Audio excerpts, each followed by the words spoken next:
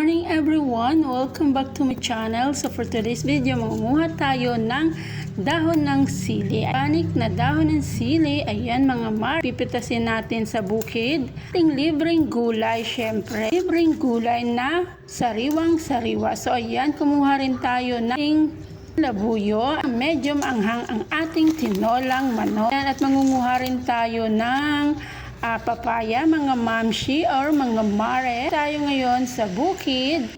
Ayan, ang nakuha natin. Syempre, libreng gulay na yan, mga mare. Ayan, kukuha rin tayo ng papaya. Pili tayo ng katamtaman na ng laki. Konti lang naman ang ating manok. Ayan, mga mare. Ayan, preskong papaya. Pagkatapos niyan, mangunguha rin tayo ng konting tanglad para sa ating panggisa. Ayan, at marami po akong papaya dyan. Maraming puno.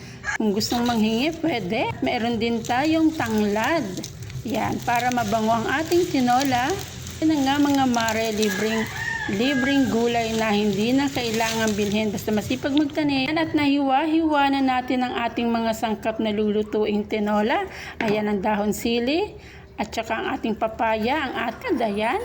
Ang ating manok, ready na. Ayan, at magigisa na nga tayo. Ayan nga mga mare, naglagay na tayo ng luya. Kaya na rin natin ang ating tanglad mga mare. At gisahin lang muna natin. Rin natin ang ating sibuyas, ang sili, ating manok. Ayan, sangkot siya muna natin siya hanggang mag golden brown. Pag nag golden brown na po siya, at pwede na rin natin siyang ilagay ang ating pang papaya. Ayan, yung golden brown na siya mga mare. Para bango-bango na ng amoy. Iglagay din tayo ng pamintang durog. Ayan.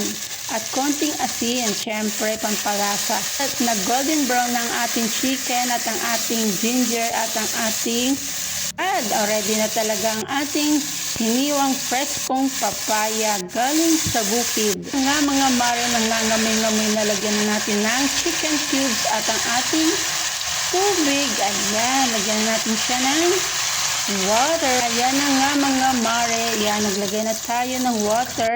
Pakuluin lang yan. Ayan, napakabango at napakasarap niyan mga mare. Ay nag-enjoy kayo sa aking video. Ayan, ako. Sabaw palang ulam na nakakatakam. Ayan. Ayan, at ready na ang aking tanghalian. So, ilalagay na natin ang ating preskong dahon ng sili galing sa bukid. Ayan, napakayami niyan. At maya-maya ay magla-lunch na po tayo kahit tayo lang mag-isa dito. Ay, yummy ang ating pagkain. Yan na nga mga mare, maraming salamat po. Magandang buhay for watching.